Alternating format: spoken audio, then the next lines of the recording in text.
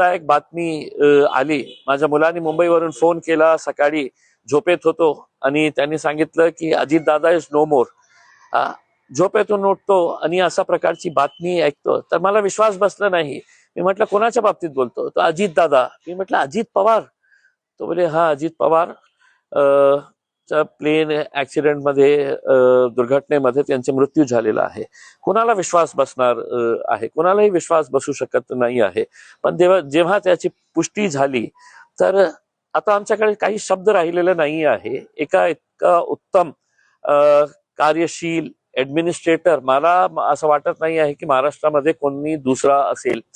अजित पवार साहेबांचं वैशिष्ट्य म्हणजे ते खूप एबल आणि एफिशियंट ऍडमिनिस्ट्रेटर होते आणि त्यांचे कट्टर विरोधक सुद्धा हे मान्य करतील. अंग्रेजीमध्ये आपण बोलतो ना वर्कहॉलिक. ज्या माणसाला फक्त काम करण्याची सवय होती, फक्त काम काम आणि काम. सर्वांना माहित आहे अजितदादा सकाळी 6 वाजेपासून ते रात्री उशिरापर्यंत ते फक्त काम करत राहायचं आणि त्यांच्याकडे जे एक डिसिजन मेकिंग ॲबिलिटी, टोलवा टोलवी ते कधीही करायचं नाही. काम होणार असेल तर तुमच्या तोंडात ते सांगणार हो हा हे शक्य आहे, आणि नाही होणार असेल तर ते स्पष्टपणे हे बोलणारा माणूस होता की नाही हे काम शक्य नाही आहे, हे होणार नाही. आणि जेव्हा ते म्हटलं नाही होणार तर ते नाही होणार.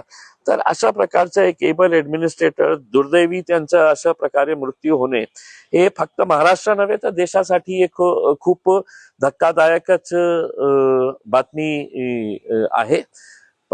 पवार परिवारावर आता काय परिस्थिती असेल आम्ही समजू पण शकत नाही आहे. पण लाखो करोडो त्यांचे जे चाहते आहे त्यांच्यावर ही काय आज हे बातमी कळल्यानंतर काय त्यांचं रिॲक्शन असेल. आमची तर भावपूर्ण श्रद्धांजली.